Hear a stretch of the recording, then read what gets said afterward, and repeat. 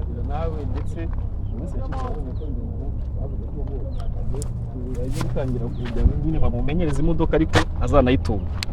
Uravuga ati mfite igitekerezo kugira ngo ronge nzamwigishe nkuko nsanzwe nigisha abandi, nkuko nsanzwe bandi bahisha amaperime.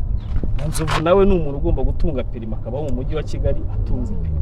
Aka kanya rero turi ku kibuga agomba kugira ngo yigishirizwe imodoka na mwarimu Kerema ndetse na Nzovu nawe arahari ku giti cye. Nshaka kugira ngo tangire nyine umwereka tekinike zanyu urazizi cyane. Nivyo umunsi yashize abantu baza kubona perime hano ari benshi. Baravuga ngo tuzemera umuntu Nzovu n'umugisha akabona perime. Wabaye nk'abanega umutego. Ibyo twatangiye urugendo ubu ngubu tugiye kwiga imodoka ariko we yahisemo kwiga automatique. Ubwo twakoresha imodoka automatique kuko niyo yahisemo kwiga. Yego. Agomba kubimenya ko nandi bose barayimenya, imodoka umuntu wese ashobora kuba yayimenya mu gihe yize neza kandi akayigishwa neza. Rero tugiye gutangira mwigisha kandi kuri uyu munsi birarangira atwaye nyine kandi kumenya n'ibintu. Ikibazo cy'amatsiko. Harabona wari ukuntu umuntu atwara imodoka cyangwa se bitewe n'ukuntu areshya bakavuga ngo biragoye kubera ko umuntu bitewe n'uburyo areshya cyangwa se bitewe n'ukuntu angana ati umuntu yagoye kuba yakora kuri za pedale cyangwa se za feri. Nzovu urabona we nta kibazo byamugiraho. Ni ukuvuga ngo umuntu wakoze imodoka yarabiteganije ko abantu bazatwara imodoka ntabwo bose bazaba bareshya. Iyo uri muremure hari uburyo intebe ushobora kwigiza inyuma, iyo uri mugufi nabwo turabibona hari intebe ukayigiza imbere ku buryo wegera n'amapedale, ariko ntekereza ko umuntu wese ufite imyaka irenze 16 nubwo afite ubugufi bukabije ntabwo atakora imodoka bitewe no kumenya wakoze biteganije. Ndasaba Nzovu nawe kugira ngo aze kugira icyo atubwira. Nzovu nubwo mbere ugiye gutwara imodoka mu buzima bwawe uriyumva gute kano kanya? Uriyumva gute? Ndabishobora. Urabishobora kandi ufite n'ubushake. Mwarimu amaze kutubwira ko byoroshye kandi bitewe ni wenda nuko ureshya abantu bajya wenda bavuga ngo umuntu ureshya nawe ntiyatwara imodoka, ariko mwarimu Kerema babivuze neza aravuga ati Nzovu ko mubona kuriya yatwara imodoka kandi ni ibintu abantu baza kubona bitari amagambo. Uzi impamvu se bigora ku muntu mugufiya. Harimo imodoka ziba zifite kuba ukandagira amburiyaje itese ikajyamo.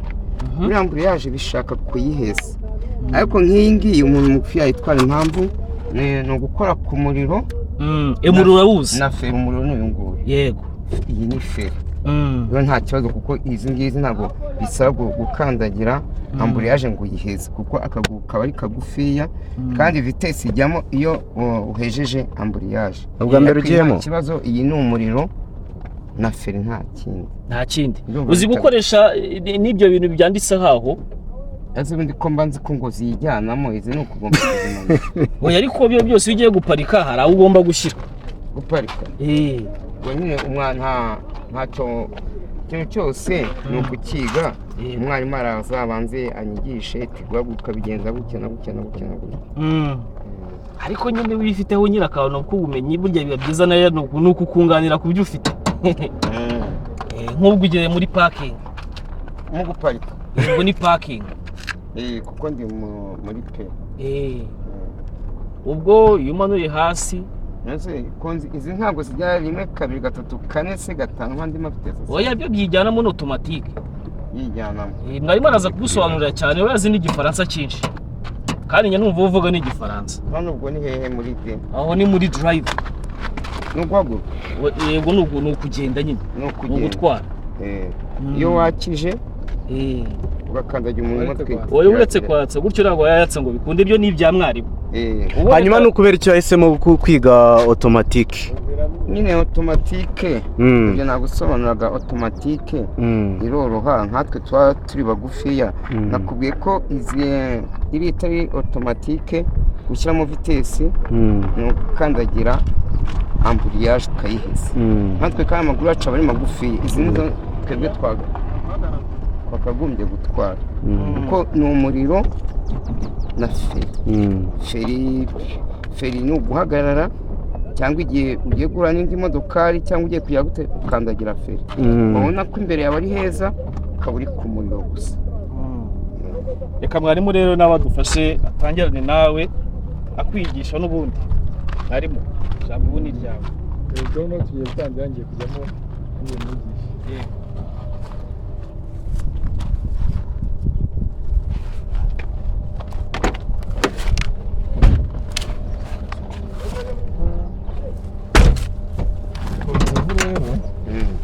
Uramutse ukambara sentire mbere na mbere. naho asatse ari polisi. Sentire buriya akamaro kayo ntabwo ari polisi, ahubwo akamaro ka sentire ni ukuturinda ubaye nk'igihe ukoze impanuka uguma hamwe ntugende wibarangura imodoka iba yakwica. ntabwo ntibikubuza gupfa, ariko sentire igabanya ibyago. noneho tugiye gutangira kwiga imodoka. njya numva wavuze ngo uri mugufi, ntabwo uri mugufi, ubundi iyo haguruka ukagera aho polisi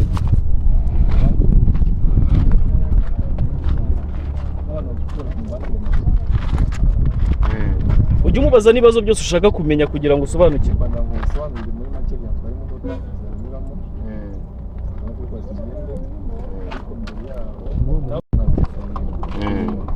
uramutse ugeze hano muri bya ngo ni ukugenda tujya imbere gutya. ubwo ni ukuvuga ngo iyo umaze kwatsa rero uramanura ukageza hano.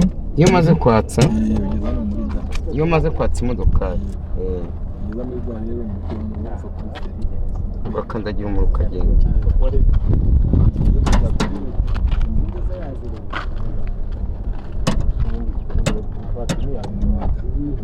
mbere yo guhaguruka rero umanura feri yawe, ariko ubwo uba wamaze iyo umaze kuyatsa niho uhita umanuka hano. iyo umanuka hano ugahita umanura feri yawe, imodoka igatangira ikagenda.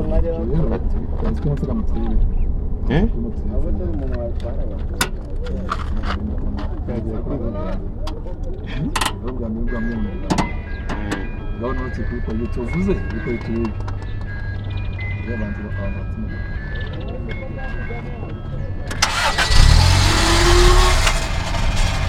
mba nkiri kuri feri ariko wowe tuwe neza wumva twicaye neza hagati ntabwo twicaye neza hagati y'isanzwe. noneho cyangwa abatesi babone wapata ishirewe rero parika aho wayikuye.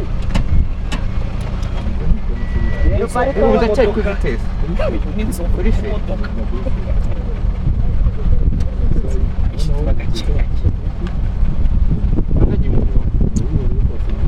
Parike neza imodoka ntazayitwara.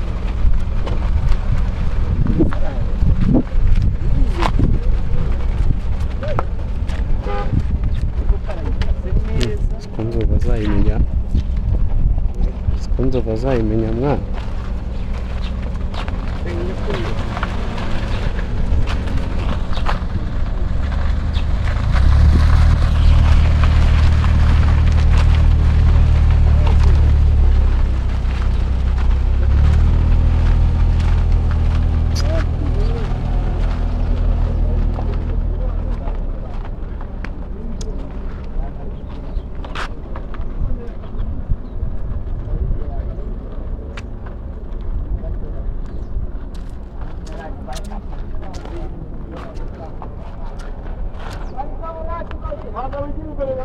telefone yanjye ukora aho barangiriye.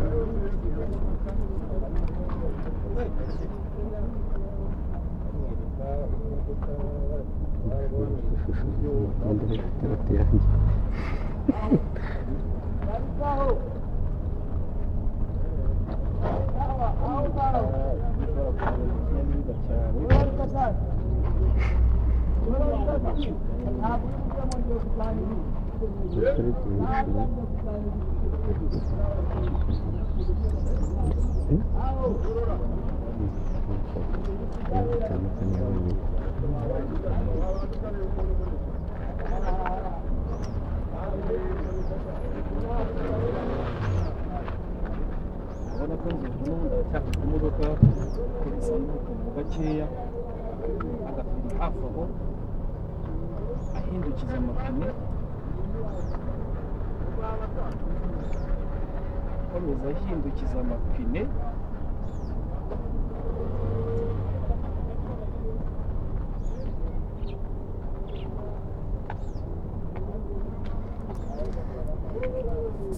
ugashyiramo akarivanse gake gake gake gake gake yakoresheje igikoro bizera areba hanze.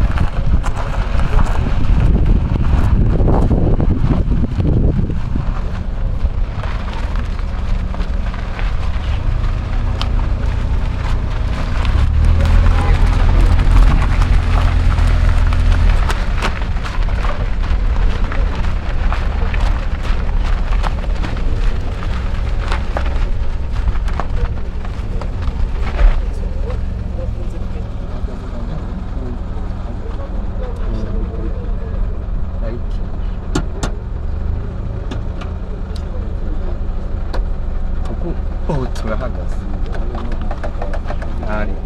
none ugahita uzimya umutwe ndabizi ni gute Sova kabajimije imodoka ubu imodoka irahagaze muri parike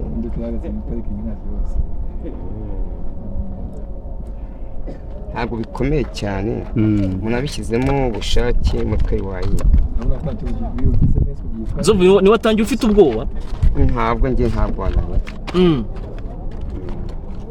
rwose enda imodoka ugira ubwoba utangiye kujya muri kaburimbo ubona amakamyo ubona ibibisi ubona iki wumvishe nta kibazo nta kibazo izi ntabwo ziruhije cyane mwari wabonye afata vuba cyangwa niba abandi bagomba kwiga ibihembwe bitatu arafata ahubwo uko nabibonye ntabwo ari ubwa mbere yaragiyemo kuko nka feri yamuyikuyemo kandi ntayimubwira aje kuyikuramo yagakira ntabwo ari ubwa mbere afite amakuru make nayo nyafite niyo mpamvu byanyoroheye cyane ndaza no kubasaba kugira ngo wenda mwihangane musohoke mu modoka noneho tuganire twese turi hanze harimo Clement nawe agira ikintu akwibwirira ku giti cye nk'umuntu muri kumwe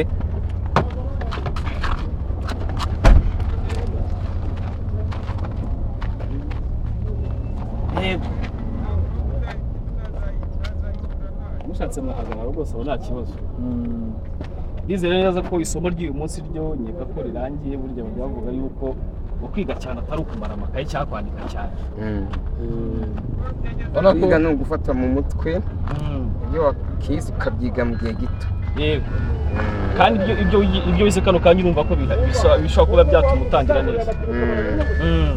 Kandi Kerema nshaka kugira ngo none nawe mubaze ibi bintu abitekereje gute kutekereza kuri Nzovu, ntutekereze kuba hakwigisha Mukaruranga, ni kuri Ararume kutakwigisha wenda Nyagahene, ubitekereje gute? Muri make nisha abantu benshi ariko bandika nk'umutego. Bamwe bigisha Nzovu akabona perime, uzabura umwarimu uzaba wemewe, ubwo naje guca agahigo. Kandi murabona ko uko twabikoze ku munsi wa mbere biramikiza yuko nidukomeza kwiza umunsi umwe akabasha kuba yatwara, dukomeje rwose mu minsi mike yabamenye imodoka ko ryayitwara. Byangu na wese ndi umunsi wa mbere ubonye meze biti. Umunsi wa mbere biba biruhije cyane kuko ubanza kugira ubwoba, ariko iyo ukurikirana ukumva icyo umwarimu akubwira, ushyiramo vitesi ukavuga ikintu cya mbere rero menya umuriro, umenye feri. Ibyo bintu iyo umaze kubimenya ugafata mu mutwe ibya promo, ibyo gushyiramo iki gukina gutya, ibyo byose ukabikurikiza ukumva inama umwarimu akubwira, ufata vuba. Wakiriye gute kuba mwarimu Kerema yaraguhisemo ndetse akakugirira icyizere mu bandi bantu bose uzi mujya mukorana mu biganiro bya buri munsi? Kuva Kerema yamisemo hari impamvu.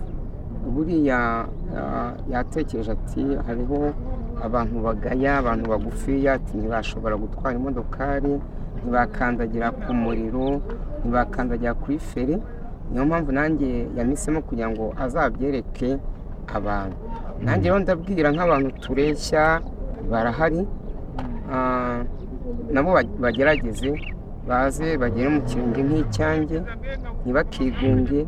Ega bashobora kubona amafaranga bakiga bakaba bagura n'imodokari, aho kugira ngo uzayeho umushoferi ajya gutwara nawe ushobora kwitwara. Ndumva rero ntitukigaye ntitukagira gute. Niyo mpamvu mwarimu Kerema yahisemo yagira ngo mbere abandi urugero icyitegererezo. Usibye kwiga se wenda kuba watangira kwiga imodoka, hari igihe noneho kijya kigera ukavuga ati ngewe nzagura imodoka Nzovu, cyangwa ni ukugira ngo ubike wenda ugire ubumenyi ubike perime, wenda n'uzajya ubona n'umuntu ugutiza imodoka uyigendemo, cyangwa ufite n'intego yo kugura imodoka yawe bwite? Ega byose birashoboka. Imodoka ari nayigura rwose, cyangwa nawe mfite nk'umuntu inshuti yanjye nkunda, nshobora kujya iyo mu giturage iwacu Butare i Nyanza akaba yanteza n'imodokari, ariko akayima avuga ati Nzovu afite perime azi gutwara. Mwarimu Kerema, urabona iyi minsi ugiye kumuha cyangwa se mugiye kwigana, ibyo bintu koko iyo nsinzi yawe uzayigeraho? Nzayigeraho kuko nimba nigisha abantu bakabona perime, Nzovu nawe ntekereza ko nta mpamvu yatuma atabona perime. Kandi uko mibonye nko ku munsi wa mbere nkuko nigisha abanyeshuri n'abandi bose, nawe niko mwigishije, kandi ubwo mbonye ari umuhanga cyane. Icyo navuga ni umuhanga kuko aranabaza, kubona ibyo umubwiye abishyize mu bikorwa, kandi agashobora kubahiriza ibyo umubwiye ntakore ibyo ashaka. Namushyira mu banyeshuri beza bigiye kugira yayibona nko mu gihe kingana iki yize ahozaho? Ntabwo byarenga iminsi 30 yize ahozaho. Bihagije ikizamini na perime, agatunga perime nk'abandi bose. Nzovu ugira ikibazo umubaza nk'umuntu mwegeranye kandi se ugiye kukwigisha guhaye amahirwe kugira ngo akwigishe muri iki gihe cyose? Urabona Kerema ni umwarimu mwiza. Ndumva kubera ko iyi modokari ni otomatike, icyo kibazo nakimubaje cyo kuvuga ngo urabona otomatike itandukanye n'imodokari ukandagira amburiyaje kugira ngo vitesi ijyamo, kuko nk'iyi ngiyi ni iyacu rwose, kuko nta amburiyaje igira feri n'umuriro gusa. Ndumva nta bibazo byinshi namubaza, ahubwo nk'uko avuze kwiga ni uguhozaho, nimba avuga iti mu minsi 30 bose perime naba nyibonye, ahubwo imodoka nyigiyemo bwa mbere, nimba nshaka kuzabona perime ndumva mwarimu Clement azakomeza kunyigisha. Nimba uyu munsi naje kuwa gatatu nyuzemo nk'iminsi nk'ibiri cyangwa 3, ibyo ntarafata mu mutwe yongera binyigishe, nongere ngene kwiga ni uguhozaho, ku buryo nzageza mu gihe cyo gukora perime imodoka nshobora no kujyamo njyenyine nkamenya gusubira inyuma imbere kugira gute, mbese ugasanga iyo perime nise nyibona kuba. Hari ikibazo kijya kibaho ugasanga babahaye amahirwe nk'aya ariko mwe muragiye mwise mubitereyo cyangwa se murabyiragiwe birateye inyoni. We ntibizakubaho? Oya, ntabwo bizambaho, nanjye ngiye gukora cyane, nshaka amafaranga. Urabona umwarimu yarimo kukwigisha nawe ukeneye kumwishyura, rero ni ugushaka amafaranga uko nje kwiga. Nimba uyu munsi yanshyiremo miyaga kugira ngo nereke ba bandi tureshya, ariko ubutaha nta miyaga azanshyirira kuko imodokari inywa lisansi nabo bakeneye guhembwa byose. Rero ubutaha nzagaruka mwishyura. Ngiye mwifuriza amahirwe masa, ahubwo dukeneye kuzabona ku munsi w'ikizamini tubona na perime nayo ikuyemo, hano urumva ko iri mu biganza byawe rwose.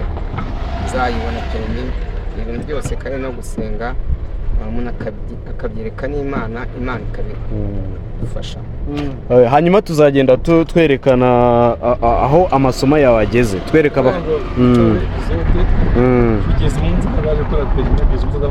yego, kuva ku munsi wa mbere kugera ku munsi wabonye perime cyangwa se wakoze, tuzagenda tubibereka, tubyereka abanyarwanda babibona rwose. Ndumva nta kindi twasuza n'ikiganiro cyacu. Mwakoze cyane kuba mwaje kureba uburyo Nzovu atangiye kwiga imodoka, ni byiza cyane. Nashikaza usibye na Nzovu n'abandi bantu bose bakeneye perime ko muri Clement aho nta bintu byinshi kuvuga ko ibintu byamenyekanye. Ubwo nabayaka nabo bashobora nayaka, ubwo wazamuzana ejo n'abandi Spoma najya amwemera ngo nabona perime ngazamurira imodoka. Oya, twebwe turabasitari bose, nta kuntu waba umaze nimba umuntu yikura akaba aribura agakohereza nk'amadolari 100 umubwiye ko amaze gutsindira perime, bakwishima ugasanga n'imodoka arega banegura bari abantu bafite amafaranga. Mwari reka nk'ejo tuzazane yaka, ejo tuzazane yaka rwose. Dukora baragendana, ngira inama yaka ejo naza yikuremo ikintu cy'ubwoba. Nta kuntu waba warafashe imbunda, imbunda burya ni ikintu nacyo gitera ubwoba, ngo noneho imodoka ari kunanira ku buryo ukwezi kumwe ngiye na yakamwana, ntabwo nifuza ko umwe yatsindwa. Ndashaka ko tuzabonera rimwe perime bikaba n'ibirori cyane ko mutajya musigana, kandi mbonereho kubwira ba bantu bagufiya nabo bazaye biga imodoka. Imodoka ntabwo ari abantu barebare kuko bafite amaguru maremare. Bazaze kwa mwarimu Clement rwose azabigisha. Yakamuririrwana mu munsi ku munsi, muraziranye. Iyo ukurikije ukuntu ufata mu mutwe n'uburyo afata mu mutwe n'icyizere ufite, ubona uzamutanga kuyibona?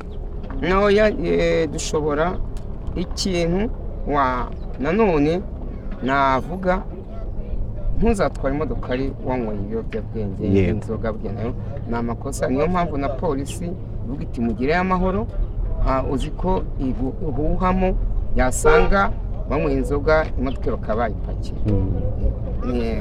Ngira inama mushiki wanjye Yakamwana ntazaze kwiga imodokari yanyweye inzoga, mwarimu yamwigisha Clement ntafate vuba. Hanyuma bajya babashinza cyane nyine agatama cyangwa se kunywa cyane inzoga, ubona cyane cyane Yakamwana, ariko nawe bajya ariko bazidushinja baba baguriye umuntu. Nyine ndi kuvuga uzabishobora cyangwa se muzabishobora kandi mukunda wenda agacupa cyane nkuko babivuga. Ngiye mbonera no kuvuga muri minsi ntabwo turimo kumwe. Yego. Ngiye natwaye imodoka ntabwo. Yego. Hanyuma ubu ntushobora kuzajya kubomora ukabyibagirwa ko ufite ishuri. Nabyo narabirangiye, nabivuyemo. Yego. Kuko aho ntangiye no kuza kwa mwarimu Clement, yego, nuko ntakijya kubomora. Kuko ugiye kubomora amafaranga bari bubomoye barayatwara kandi ndimo kwitegura kwiga imodokari ya yandi indangamirwa zatwaraga bo nzaza nyahemba ndi Kerema kugira ngo anyigishe imodokari neza kuko wishinje bariya abantu indangamirwa nta kintu wageraho nta modokari. Mbonereho no kukubaza buriya iyo ugize amahirwe ukabona umuntu umubaza ibyo wifuza byose ngo mama Queen yagutwaye 400. Ibyo ni ukubeshya. Ese uwo wabivuze ya mama Queen yatwaye hano rero abanyamakuru reka abubanze babwiye mujye muvuga ibyo mufitiye gihamya. Icyo gihuha cyaturutse rero kugira ngo nyine kize kumva ngo umunyamakuru nimba ngo akora ku isibo sinzi uwo nanjye n'umuntu wo mu Ruhengeri nagiye kumva barampamagaye buriya bara niba ndiba bashaka kudusebya bagashaka kubwira nk'abantu baba hanze kugira ngo niba bari bakeneye kuduha amafaranga bagutse n'undi nzovu turayamuha bakayatwara nta muntu wanyibye. Bakwibye angahe? Ntayo 400 se byara bifite hu 400 yarafite 400 ni amafaranga menshi rwose 400 ariko uziko 400 hari ahagura akabanza mu giturage. None se ya telefone yo baguhaye iracyahari? Telefone irahari. Babonye ufite iyo wari ufite? Iri mu rugo. Ndashaka kwishyamo amaporogaramu yose. Namaze no kumva yuko DBN ari hano i Kigali. Ndaza kugerageza kuvugisha muyoboke kuko mfite nomero yiwe. Ampuze na DBN. Ndi namusohoza, ndi nawe namushimira kuri iriya telefone nawe yabigizemo uruhare. Hanyuma nubona DBN uzamubwira iki? Zamubwira ko yakoze ku matouch uriya kugira ngo ame touch no kugira ngo menye indirimbo ze. Aho wayiboneye hari indirimbo ya DBN wari wamenya kandi telefone ntaratangira kuyikoresha ariko ari kadirajyamo nta porogaramu ntayo ariko ari kubishyiraho umutima gashaka n'uburyo wakumva radio zabishyiramo impamvu imbangamizi mfite yego ndimo gushaka indangamuntu kandi ntabwo wajya gukoresha telefone ya touch nta ndangamuntu nayo ntago ari ngombwa wenda indangamuntu kuba ifite nibyo ni sawa ni cyangombwa kikuranga nk'umunyarwanda ariko kugira ngo ukoreshe smartphone cyangwa se touch nk'uko uri kubivuga ntago bisaba kuba ufite indangamuntu kuko hari amasimukadi yanjye nakoreshaga mbere ndashaka kuyasubizaho imwe y'888 074 iyo mfite ibaruye kundi muntu. Hari ikiganiro mperutse kubona uri kuvuga ngo bazagushuka ngo uyigurishe. Ase abo babivuga bwo barimo kwitera umwaka bashuka se bandusha ubwenge ntabwo ndanabiyamye ubwo se umuntu yabaguhaye impano ukajya kwigurisha ubwo se mwongeye guhura. Twitege ryari inzovu noneho tumwandikira kuri WhatsApp tumuhamagara video call nka kuno ukaba bamaze kwerekana inshuti zawe kuri kwiga imodoka kwa mwarimu Clement ibyumweru 2 kandi kubira ni ibintu byo kwitonda nzahita mfunguza na YouTube yego yawe bwite ariko yonze nkomeza nkorera abandi nabo nzaza mbakorera ariko nanjye ngire YouTube channel. Zovu urakoze urakoze ko ndangize nshimira mwarimu Clement ahora agira ibihe byiza.